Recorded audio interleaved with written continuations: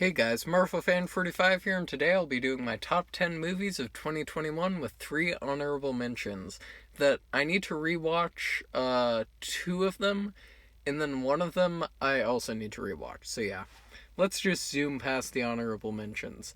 Number 13, Drive My Car. Number 12, Wheel of Fortune and Fantasy. And number 11, The Matrix Resurrections. So all 3 of those movies were 5 out of 5s for me. Drive My Car took a bit to get to a 5 out of 5, but it got there. Go check out all those movies. But now into the actual top 10. This year was a really interesting year for movies, so I can't wait to talk about it. Number 10, Fast and Furious 9. This movie is just fun. Like, it's not good, but it's really fun. Like, the franchise has gotten so dumb at this point that it's just like, I don't even know what to describe it. It has transcended like the plane of like dumb movies and is now like almost satirical at how dumb it is, if that makes sense. And all the acting is great. Vin Diesel, even John Cena. John Cena's a surprise here, as he was in a certain other movie that came out this year. But John Cena is amazing in this movie as Dom's brother, and it's like, this movie is just funny. Like, I have so much fun with this movie. There also Brohan comes back. Han and Lucas Black come back. How can you not love this? Like, it's so much fun. But yeah, number 9, No Time to Die. This was Craig's final Bond movie, and I would be lying if I said I did not cry at the end.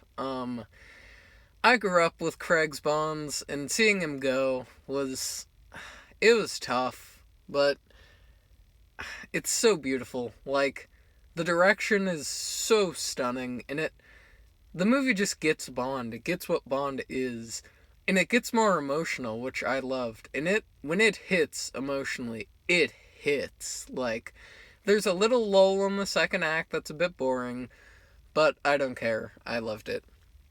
Number 8, Venom Let There Be Carnage. So, Spider-Man No Way Home was really good, but then I saw it 3 times, and now it's not as good. It's still really good, but not that good. Venom Let There Be Carnage, on the other hand, I love. I love every second of this movie. It's just pure camp. Like, it's just camp. Like, that's it. Like, it completely gets what it is. Like, the first Venom movie, I love with all my heart, too, because they just embrace the campiness. It's not like the MCU, for example, where it's like they're always joking about like the serious stuff in it.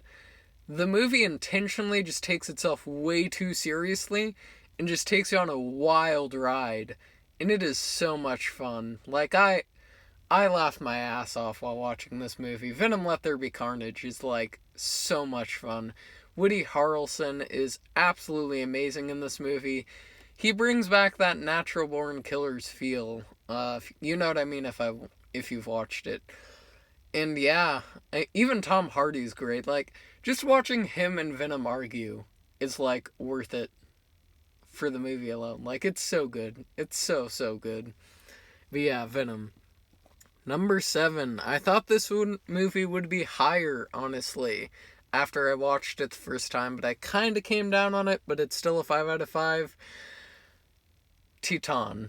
So Titane is directed by the director of Raw, which came out in 2017, if I'm remembering correctly. And Raw, oh my gosh. So, when I first saw Raw, I had heard about it all year, and it was like, hype. You have to see this. And I saw it, and I was like, shocked that like people were still allowed to make movies that get like this brutal. And Titane makes Raw look like child's play, because Titane is just like, oh my gosh. The big famous scene that's talked about is the main I'm not going to spoil it, actually. The car. I'll say that. The car scene. You know what scene I'm referring to if you've seen the movie, but the car scene is something else. And there's so much like random humor in this movie that's actually like hilarious. Like the bit where the girl is like killing all of the firefighters person is killing all these random people, and then they keep popping back up, and then she's like exhausted and dead and like done killing people. Then one more guy walks out, and then she just goes, how many of you are there?" Like, it's Titane is amazing. It will blow your mind. It's basically just Possession, but in the modern era. And Possession is in my top 10 movies of all time. So, that and, again, this movie doesn't hold back. The brutality is, like, real. Like, you feel the pain of the main character. Titane is why New French Extremity is so good. And I'm glad New French Extremity is still alive. Like, I'm glad we're going on after Inside, High Tension, or Switchblade Romance, sorry. Um, Frontiers, I could go on about... I'll make a video on New French Extremity eventually, but I adore New French Extremity so much. Inside is one of my all-time favorites. I love New French Extremity. Number 6, completely different from Titane, The French Dispatch.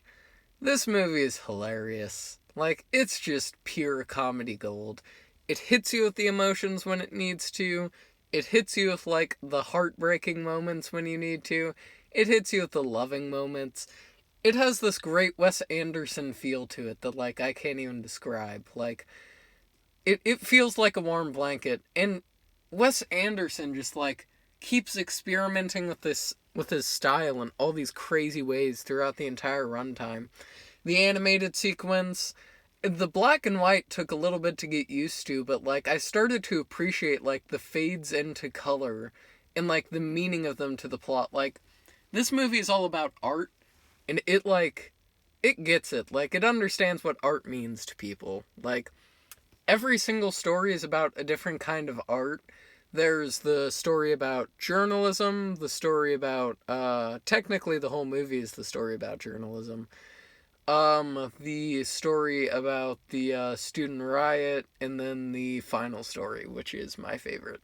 The police chef story is by far my favorite. It's so funny. Like, it's so good. And Edward Norton just, like, appears. It's so funny. But yeah. Number 6, The French Dispatch. Go see it immediately. Number 5, directed by the famous director James Wan, Malignant. This movie is batshit insane, and I love it. This movie, like, just goes balls to the wall in the final act. I love that it starts out, like, it fakes being, like, a generic artsy, like, thriller type thing. And then the final act, it's just like a bloodbath. Like, the final act is... Okay, so I heard this movie was bloody, and I was like, it can't be that bad. I started it, and for the first hour I was like, yeah, this isn't that bloody. And then the final act happens. That police station scene is, like, my favorite scene all year. Like, it's just so batshit. Only James Wan would make this movie right now. And it has so many callbacks to Giallos. Dario Argento, Fulci, I guess Bava? Well, both Bavas. I don't know. More callbacks to Mario Bava than Lamberto Bava, but I'll do videos on both of them eventually. I could do a full video on just Giallos, because I love them so much. But yeah, since I love Giallos so much, I loved the hell out of this movie. Like, it's like actually so good. Then coming in at number 4 is Zack Snyder's Justice League. Need I say more? This movie is just a masterpiece. Like, it's so good. Like, I don't even know what to say. Number 3, M. Night Shyamalan's Old. This movie got a lot of hate when it came out, and I still don't get it. It is. It's one of the scariest movies I've ever seen, just being completely honest. Like, it deals with the fear of aging in, like, one of the most horrific ways I've seen recently. And visually, it's stunning. It's experimental for.